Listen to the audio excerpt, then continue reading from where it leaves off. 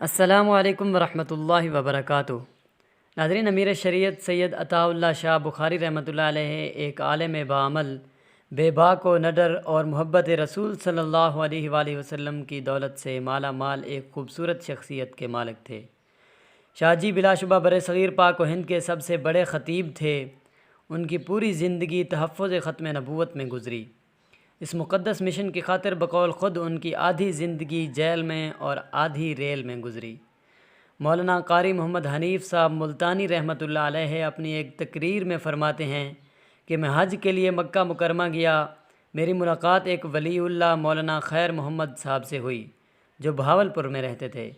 سارا دن اپنے ہاتھوں سے کام کرتے اور شام کو طالب علموں کو حدیث پڑھایا کرتے تھے۔ مولانا خیر محمد صاحب نے فرمایا کہ میں نے خواب میں دیکھا کہ بیت اللہ کا طواف ہو رہا ہے۔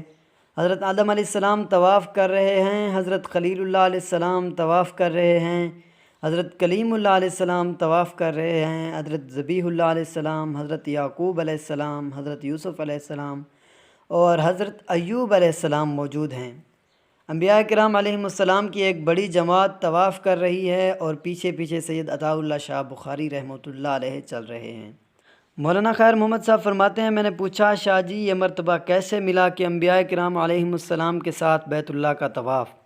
تو شاہ جی فرمانے لگے، بس اللہ تعالیٰ نے یوں کریمی فرما دی کہ عطا اللہ شاہ تم نے میرے محبوب صلی اللہ علیہ وآلہ وسلم کی ختم نبوت کے لیے زندگی جیل میں کاٹ دی، مصیبتوں اور دکھوں میں گزار دی، اب آپ نبیوں کے ساتھ طواف کی سعادت حاصل کریں۔ حضرت مولانا محمد علی صاحب جلندری رحمۃ اللہ علیہ فرمایا کرتے تھے کہ وفات کے بعد خواب میں مجھے حضرت سید عطا اللہ شاہ بخاری کی زیارت ہوئی۔ میں نے پوچھا شاہ جی فرمائیے قبر کا معاملہ کیسا رہا؟